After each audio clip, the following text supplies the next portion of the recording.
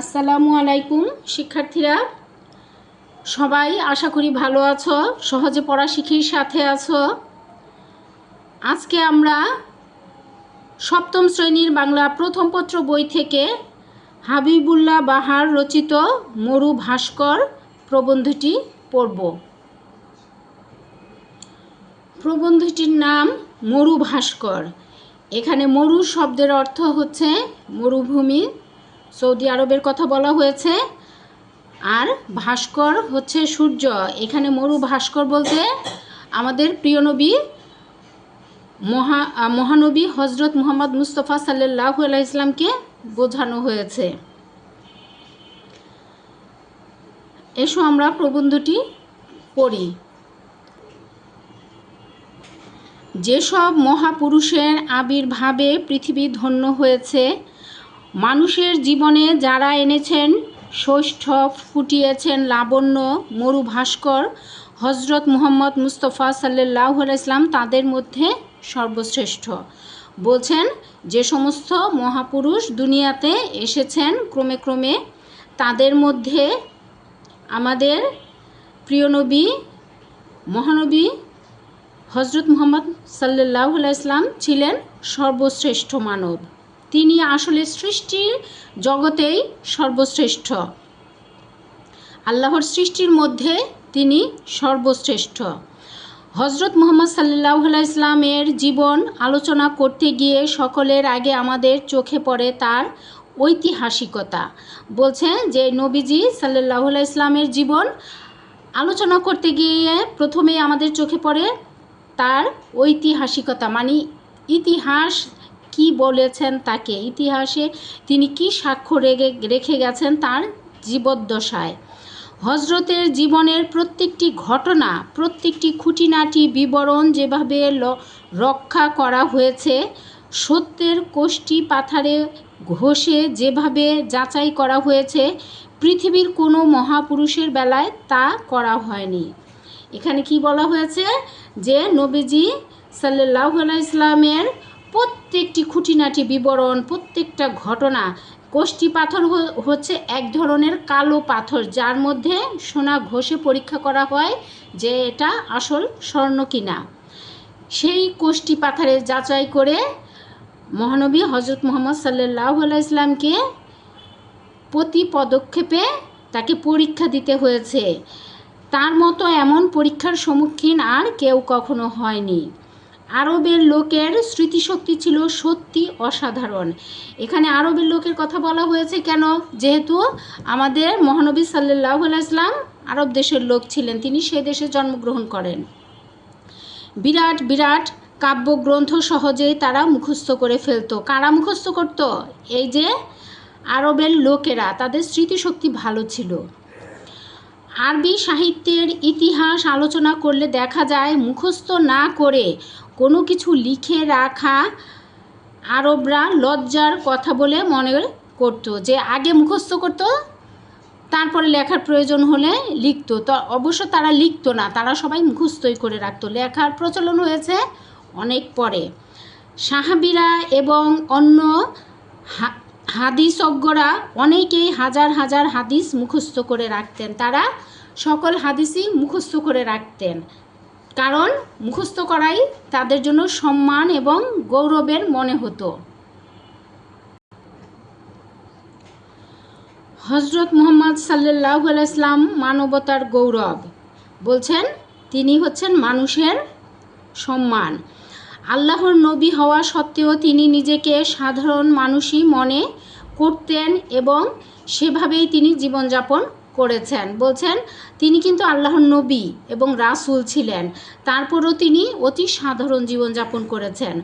63 বছরের ক্ষুদ্র পরিসর জীবনে হজরতকে কত পরিবর্তনের সম্মুখীন হতে হয়েছে দেখলে অবাক হতে হয়। বলছেন 63 বছরের ক্ষুদ্র পরিসর, নবীজি সাল্লাল্লাহু আলাইহি ইসলামের আগে যে যারা নবী ছিলেন তারা কিন্তু আরও অনেক বেশি বয়স পর্যন্ত জীবন পেয়েছিলেন। এজন্য ক্ষুদ্র পরিসর বলা হয়েছে 63 বছর বয়সকে। যিনি ছিলেন এতিম, তিনি হয়েছিলেন সারা আরব ভূমির অবিসংবাদিত নেতা।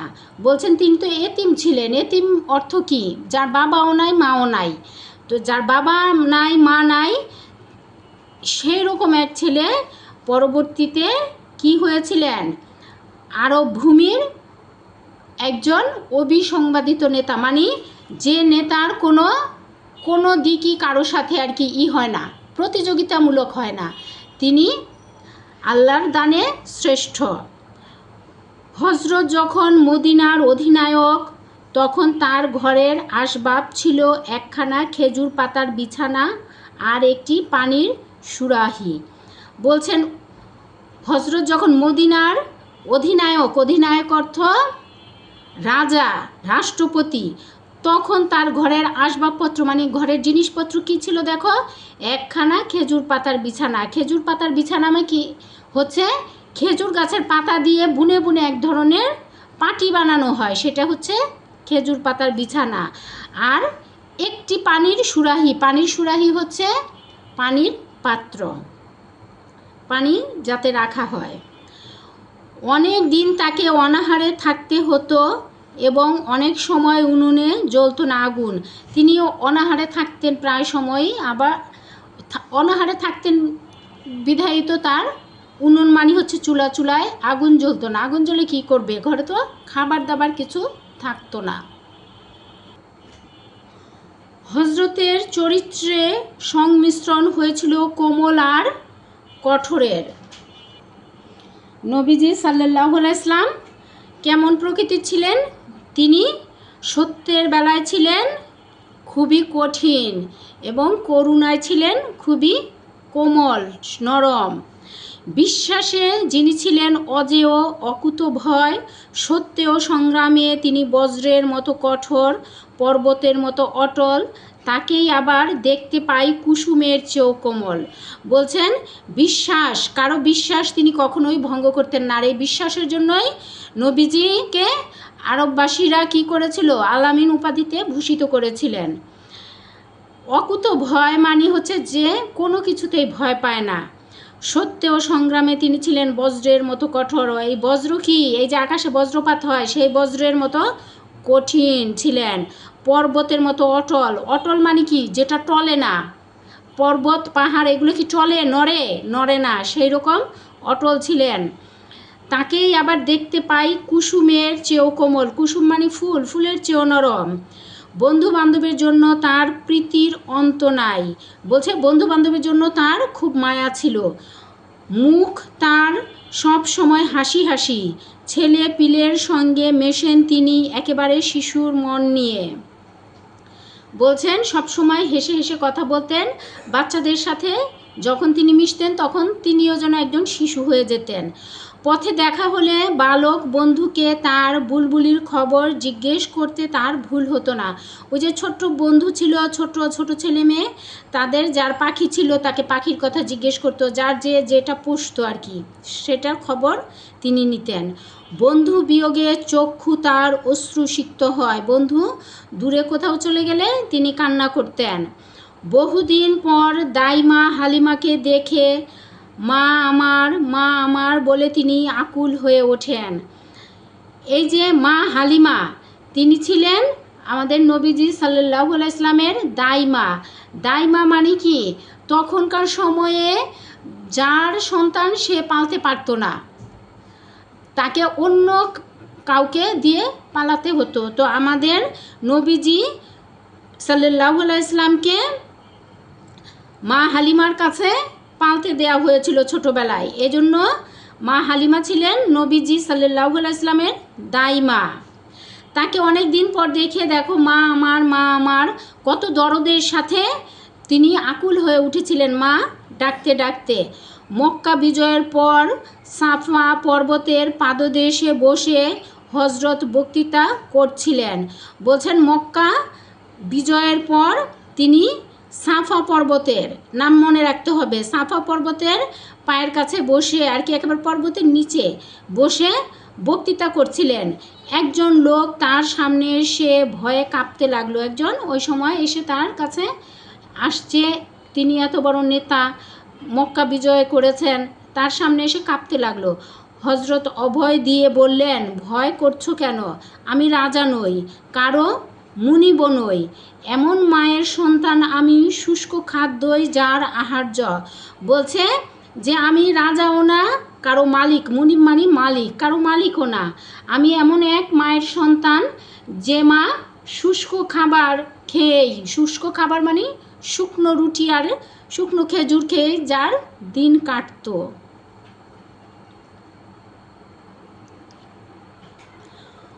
হজরত জীবনে কাউকে কড়া কথা বলেননি, কাউকে অভিসম্পাত দেননি। বলছেন কঠিন কথা কাউকে কখনো বলতেন না। আর অভিসম্পাত মানে কাউকে অভিশাপও দেননি।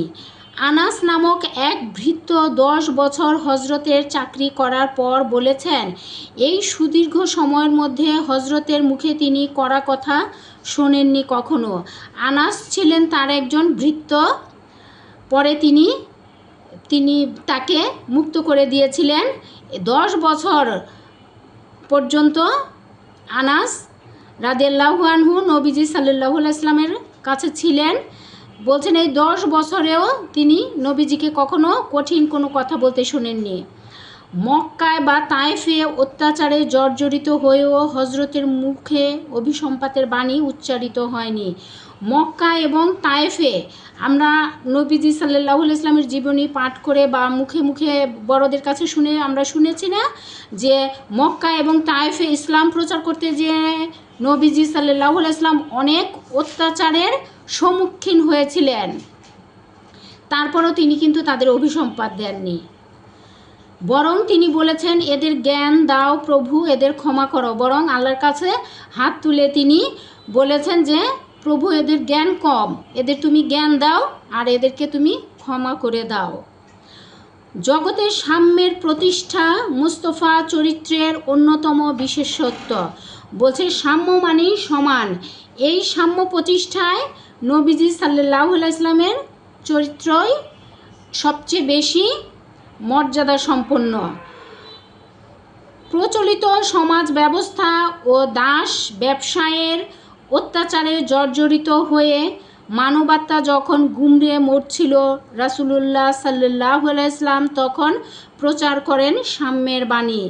বলছেন তখনকার যে সমাজ ব্যবস্থা ছিল, দাস ব্যবসা ছিল, অত্যাচারে জর্জরিত ছিল আরবের লোকেরা, তখন নবীজি সাল্লাল্লাহু আলাইহি ওয়াসাল্লামের সাম্যের বাণী প্রচার করেছিলেন যে ধনী দরিদ্র সবাই সমান, মানুষ মাত্রই আল্লাহর সৃষ্টি, সব সমান। সমগ্র জীবন দিয়ে তিনি সাম্যের প্রচার ও প্রতিষ্ঠা করে গেছেন। সারা জীবনই তিনি এই সমতার প্রচার চালিয়েছেন। চরম দুরবস্থার হাত থেকে দাসদের পরিত্রাণের জন্যও তিনি কাজ করেছেন। এই যে দাস প্রথা ছিল তখন আরবে, বলছেন খুবই কঠিন অবস্থা ছিল তখন, সেই কঠিন অবস্থার মধ্যেও তিনি দাসদের জন্য কাজ করেছেন, তাদের মুক্তির জন্য কাজ করেছেন। মানুষকে সালাতে আহ্বান করার জন্য মুয়াজ্জিন নিযুক্ত করেছেন হাবশি গোলাম হজরত বেলালকে। এখানে বলা হয়েছে যে মানুষকে সালাতে আহ্বান করার জন্য, মানুষকে কিভাবে সালাতে আহ্বান করে? আজানের মাধ্যমে। তাই এই যে মুয়াজ্জিন হচ্ছে যিনি আজান দেন, তাকে নিযুক্ত করেছিলেন, তিনি কিন্তু একজন দাস ছিলেন। এখানে হাবশি গোলাম বলা হয়েছে। হাবশি গোলাম মানে হচ্ছে আবিসিনিয়ায় জন্মগ্রহণকারী কৃতদাস, তাদের বাড়িঘর ছিল আবিসিনিয়ায় এবং বর্তমানে সেটা হচ্ছে ইথিওপিয়া। সেখানকার সেই বেলালকে কি করেছিলেন? তিনি মুয়াজ্জিন হিসেবে নিযুক্ত করেছিলেন। নারীর অবস্থান পরিবর্তন এনেছেন হজরত। বলছেন নারীরা যে কি অবহেলিত লাঞ্ছিত ছিল সেই আরব যুগে, তার বলার অপেক্ষা রাখে না। একদম বর্বর অবস্থা ছিল আরবের। সে সময় নারীদের কোনো রকম কোনো মূল্যই ছিল না, মানুষই মনে করা হতো না। কিন্তু ধীরে ধীরে নবীজি সাল্লাল্লাহু আলাইহি ওয়াসাল্লাম সেই অবস্থার পরিবর্তন এনেছিলেন। নারীর মর্যাদা ছিল তার শিক্ষার অন্তর্ভুক্ত। এই যে নারীদের মর্যাদা দেওয়া ছিল, তার শিক্ষা মানে কি, তিনি মানুষকে যে শিক্ষা দিয়েছিলেন, যে পথে আনার চেষ্টা করেছিলেন, তার অন্যতম শিক্ষা ছিল যে নারীরাও মানুষ, তাদেরকে মর্যাদার স্থানে রাখতে হবে। তার কন্যা হজরত ফাতেমা রাদিয়াল্লাহু আনহুকে কেন্দ্র করে সে যুগে গড়ে উঠেছে নারীত্বের আদর্শ। নারীদের যে আদর্শ জীবন ব্যবস্থা, সেটা মা ফাতিমার জীবনকে কেন্দ্র করে গড়ে উঠেছিল। হজরত ঘোষণা করেছেন বেহেশত মায়ের পায়ের নিচে। এই যে বেহেশত মায়ের পায়ের নিচে, এটা কিন্তু আমাদের নবীজির ঘোষণা। তিনি এই নারী জাতিকে, যারা একেবারে নিষ্পেষিত, সমাজে লাঞ্ছিত ছিল, অবাঞ্ছিত ছিল, তাদেরকেই দেখো বলা হয়েছে যে এই নারীদের পায়ের নিচে বেহেশত। নারী জগতের ফেলনা নয়, নারীকে তিনি সর্বোত্তম মর্যাদা দিয়েছেন। কুসংস্কারকে হজরত কোনোদিনই প্রশ্রয় দেননি। কুসংস্কার ছিল আরবে তখন প্রচুর, কিন্তু তিনি কখনোই সে কুসংস্কারকে প্রশ্রয় দেননি। একবার হজরতের পুত্রের মৃত্যুদিনে সূর্যগ্রহণ দেখা যায়। লোকে বলাবলি করতে থাকে বুঝি হজরতের বিপদে প্রকৃতির শোকাবেশ পরিধান করেছে। হজরত মুহাম্মদ সাল্লাল্লাহু আলাইহি ইসলামের ছেলের মৃত্যুর দিনে সূর্যগ্রহণ দেখা দিয়েছিল। তখন লোকে বলাবলি করছিল যে নবীজির ছেলে মারা যাচ্ছে সেই দিন, এজন্য প্রকৃতি যেন শোক প্রকাশ করছে।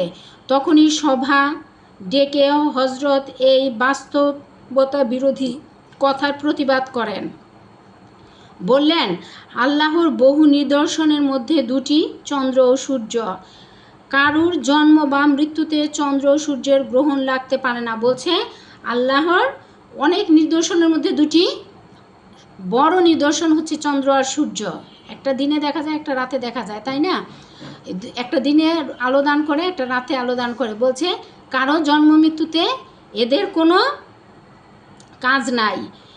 চন্দ্রগ্রহণ সূর্যগ্রহণ এটাও আল্লাহর ইচ্ছাতেই হয়, মানুষের জন্ম মৃত্যুতে না। হজরত জ্ঞানের উপর জোর দিয়েছেন সব সময়। তিনি সব সময় জ্ঞানী লোককে ভালোবাসতেন, আর কি জ্ঞান আহরণে তিনি জোর দিয়েছিলেন।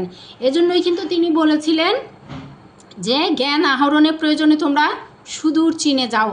আসলেই কি চীনে সব জ্ঞান ছিল? সেটা কিন্তু না। সুদূর চীন মানে তোমরা দূরে যাও, সেখানে এই অর্থে আর কি ব্যবহৃত হয়েছে। সুদূর চীন মানে দূরে কোথাও যদি যেতে হয় তোমাদের জ্ঞান আহরণের জন্য, সেটাও তোমরা যেতে পারো। নবীজির এই আর কি নির্দেশনা ছিল। চীনেই সব জ্ঞান ছিল না। জ্ঞান যেন হারানো উটের মতো, তাকে তিনি খুঁজে বের করতে বলেছেন যেখান থেকেই হোক। বলছেন জ্ঞান যেন তোমার একটা উট বা গরু ছাগল হারিয়ে গেলে তুমি সেটাকে খুঁজবে না। বলছে জ্ঞানও মানুষের সেরকম হারানো গরু ছাগল উটের মতো, সেটাকে খুঁজতে হবে, খুঁজে খুঁজে সঞ্চয় করতে হবে, আহরণ করতে হবে। যার জ্ঞান কম তার জ্ঞানের শান দিয়ে জ্ঞান বাড়াতে হবে। ওই বোকার মতো জীবনযাপন করলে কিন্তু চলবে না, সেটা আমরা স্পষ্ট এখানে বুঝতে পারছি। আরও বলেছেন তিনি, জ্ঞান সাধকের দোয়াতের কালি শহীদের লহুর চাইতেও পবিত্র। দেখো এখানে একটা হাদিস, এটা জ্ঞান হচ্ছে সাধকের দোয়াতের কালি, মানে যে কলমের কালি আর কি। শহীদের, আমরা এখন সাধারণ বাংলা ভাষায় পড়ি না যে কলমের জ্ঞানীর কলমের কালি শহীদের রক্তের চেয়েও দামি। এইটা কিন্তু সেই কথাই যে জ্ঞান সাধকের দোয়াতের কালি মানে কলমের কালি, শহীদের লহুর মানে হচ্ছে রক্ত, রক্তের চাইতেও পবিত্র। একজন মানুষ যখন তার জীবন বিলিয়ে দেয় দেশের জন্য, ইসলামের জন্য, ধর্মের জন্য, সত্যের জন্য, তখন তিনি হন শহীদ। তাহলে তার রক্তের কি মূল্য, প্রতিটি ফোঁটা রক্তের অনেক মূল্য। সেই মূল্যবান রক্তের চেয়েও বেশি দামি বলা হয়েছে জ্ঞান সাধকের কলমের কালিকে। তাহলে তিনি জ্ঞানকে কতটা বেশি প্রাধান্য দিয়েছেন, তোমাদেরকে জ্ঞানী হতে বলেছেন এই বাক্যের মধ্য দিয়ে। এভাবে জ্ঞানের আলোয় মানুষের হৃদয় উজ্জ্বল করার প্রেরণা দিয়ে গেছেন তিনি। বলছেন এভাবে জ্ঞানের আলো দিয়ে মানুষকে উজ্জ্বল করার যে উৎসাহ তিনি মানুষকে দিয়েছেন, মানুষ জাতি জ্ঞান অর্জন করে জ্ঞান লাভ করে, প্রয়োজনে দূর দূরান্তে হলেও যেন জ্ঞান লাভ করে। এই যে আমাদের মহানবী হজরত মুহাম্মদ সাল্লাল্লাহু আলাইহি ইসলামের এখানে একটা অংশ বিশেষ, জীবনের একটা অংশ বিশেষ আমাদের দেয়া আছে। তোমাদের অনুপ্রেরণামূলক কিছু কথাবার্তা বলা আছে, যাতে তোমরা নবীজির এইসব কথায় অনুপ্রাণিত হয়ে জীবনটাকে সুন্দর করতে পারো। এখানে সংক্ষেপিত, এই যে দেখো, সংক্ষেপিত ও পরিমার্জিত, অল্প করে, তোমরা ছোট মানুষ, তোমাদের অল্প করে দেয়া, বড় হয়ে তোমরা আরও জানবে, আরও শিখবে, আরও পড়বে।